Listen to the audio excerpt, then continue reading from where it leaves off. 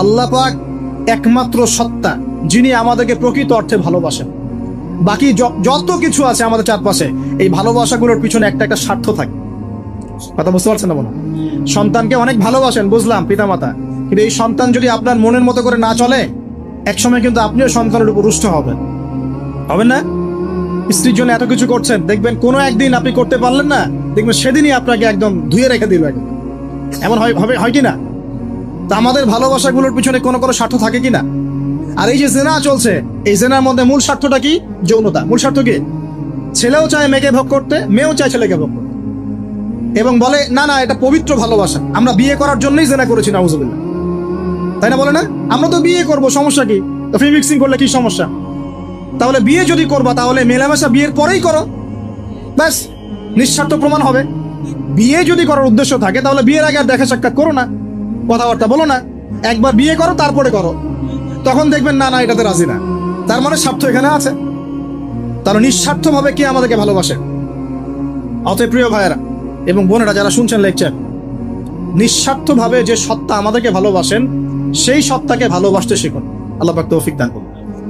এখন আল্লাহ পাক আমাদেরকে কিছু কিছু ক্ষেত্রে ভালোবাসতে বলেছেন, যেমন আল্লাহ পাক তার দ্বীনকে ভালোবাসতে বলেছেন, আল্লাহ পাক তার নবীকে ভালোবাসতে বলেছেন, আল্লাহ পাক আমাদের পিতামাতাকে ভালোবাসতে বলেছেন, আল্লাহ পাক আত্মীয়তার সম্পর্ক রক্ষা করতে বলেছেন, আল্লাহ পাক রক্তের সম্পর্ক বজায় রাখতে বলেছেন, আল্লাহ পাক স্ত্রী সন্তানকেও ভালোবাসতে বলেছেন।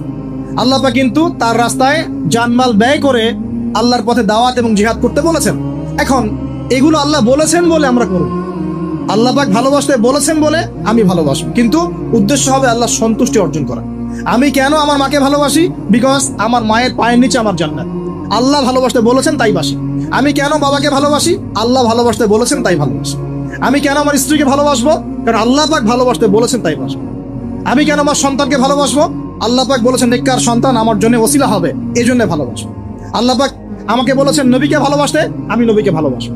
আল্লাহ পাক যে বিষয়গুলোকে ভালোবাসতে বলেছেন আমরা অবশ্যই ভালোবাসবো ইনশাআল্লাহ। কিন্তু আল্লাহ পাক কি আমাকে হারাম এই 14ই ফেব্রুয়ারির এই ভ্যালেন্টাইন্স ডে কে ভালোবাসতে বলেছেন? আল্লাহ পাক ইহুদি খ্রিস্টানদের সংস্কৃতিকে ভালোবাসতে বলেছেন? আল্লাহ পাক জেনা করতে বলেছেন? এই ফ্রি মিক্সিং করতে বলেছেন? আল্লাহ পাক পতিতালয়ে রাত কাটাতে বলেছে? গার্লফ্রেন্ডকে ফুল দিতে বলেছে? আল্লাহ রাব্বুল আলামিন কি বলেছে বিয়ের আগে শারীরিক সম্পর্ক করো? আল্লাহ পাক বলেছে যে আজকে সকালে সম্পর্ক করো, কালকে ব্রেকআপ, তারপর আরেকটা মেয়ের সাথে, তারপর আরেকটা ছেলের সাথে? আল্লাহ পাক ফোনে এসব প্রেম করতে বলেছে? আল্লাহ পাক এগুলো হারাম করেছেন, বাস আমি করবো না, সিম্পল। নিজের প্রবৃত্তি অনেক কিছু চাইবে, নিজের প্রবৃত্তিকে আল্লাহর সামনে আত্মসমর্পণ করার নাম হচ্ছে ইসলাম। মন যা চায় তা করা যাবে না। কেন? কারণ আমি কারাগারের জীবনে বসে আছি, কারাগারের মধ্যে মন যা চায় তাই করা যাবে। এই কাজগুলো কখন করব? আমি বিয়ে শাদী করার পরে করব।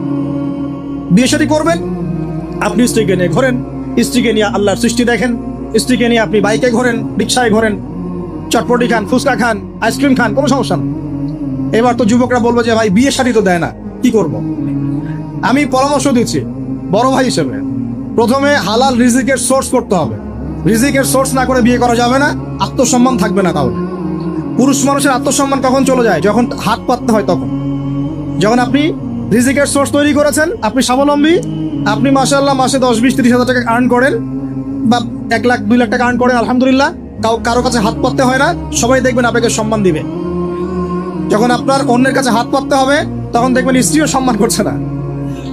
তো এই জন্য ডিগনিটি আগে, ডিগনিটি ফার্স্ট। আপনার ডিগনিটি অর্জন করতে হলে একটা হালাল উপার্জনের সোর্স লাগবে, এক।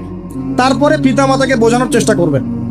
যদি কাউকে পছন্দ করেও থাকেন, না দেখেই বা শুনে যে হ্যাঁ ওখানে একজন দিনদার মেয়ে ইত্যাদি, তাহলে পারিবারিকভাবে বিয়ের প্রস্তাব পাঠাবেন, নিজে পণ্ডিতি করতে যাবেন, পারিবারিকভাবে পাঠাবেন। যদি রাজি হয় আলহামদুলিল্লাহ, রাজি না হলে কি নিজে নিয়ে পালায় যাবেন? এই কাজ করতে যাবেন না। ইস্তেখারা করবেন। কি করবেন? ইস্তেখারা 2 রাকাত নফল নামাজ পড়ে আল্লাহর কাছে দোয়া করবেন।